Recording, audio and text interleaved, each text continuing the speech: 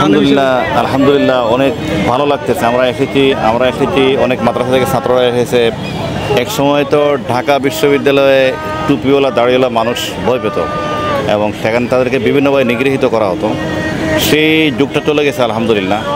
আমরা যদি স্মরণ করি জাস্ট গত বছরের কথা, গত বছরেও এখানে কোরআনের মাহফিল করার কারণে, তারপর ইফতার মাহফিল করার কারণে ছাত্রদেরকে যারা করেছে এদেরকে মেরে মাথা ফাটাইয়া দেওয়া হয়েছে। তো আলহামদুলিল্লাহ সেই যুগটা এখন চলে গেছে।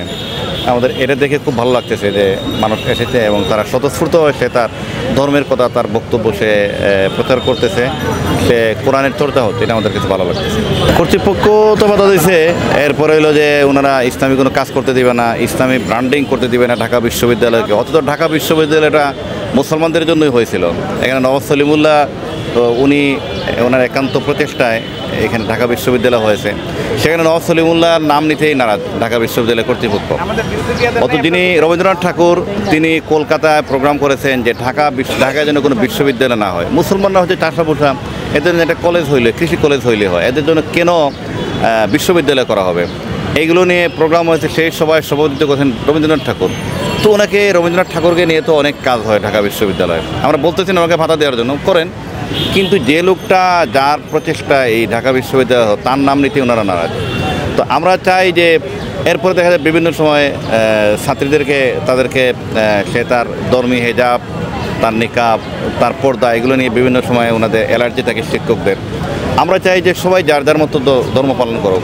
যে হিজাব নিকাব পড়তে চায়, পর্দা করতে, সে পর্দা করুক। যে করতে চান এটা তার ব্যাপার, কিন্তু কেউ কাউকে যেন বাধা দেওয়া না হয়, এই ধরনের একটা পরিবেশ আমরা চাই ঢাকা বিশ্ববিদ্যালয় হোক। এটা হচ্ছে নিজের মধ্যে প্রচুর যোগাযোগ বৃদ্ধি করতে হবে। যেসব বিষয় নিয়ে আসলে দূরত্ব, সেই দূরত্বগুলো শেষ করার জন্য শীর্ষ পর্যায়ে নেতৃবৃন্দ যারা আছেন তাদের পক্ষ থেকে উদ্যোগ নেওয়া উচিত। কারণ আমরা একটা নতুন বাংলাদেশ গড়তে চাই। নতুন বাংলাদেশ গড়তে গেলে সকলের পারস্পরিক সহযোগিতা, সকলের মতামত, সকলের অধিকার, তার কথা বলার অধিকার, তার চিন্তার অধিকার, তার যে মূল্যবোধের সংরক্ষণ, সবগুলো মিলিয়েই তো হতে হবে। সেজন্য আলাপ আলোচনা করার প্রয়োজন।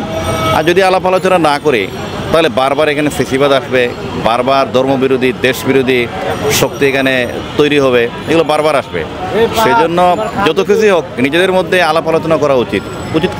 আলাপ আলোচনা করলে এই সমস্যাগুলোর সমাধান হবে। ছাত্রদলের আজকের যে কোরআন তেলাওয়াতের আয়োজন, ভবিষ্যতে এরকম আয়োজন করা বা ছাত্রদলের প্রতি কোনো বার্তা আছে? আমাদের ছাত্রদলের ব্যাপারে আমি আজকে এসেছি মূলত ছাত্রদলের নাম থেকে এসেছি।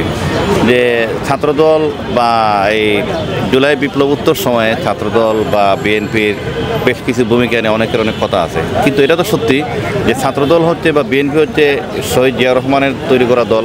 শহীদ জিয়া রহমান, বেগম খালেদা জিয়া, ওনারা সবসময় ইসলামী মূল্যবোধের প্রতি ছিলেন সচেতন।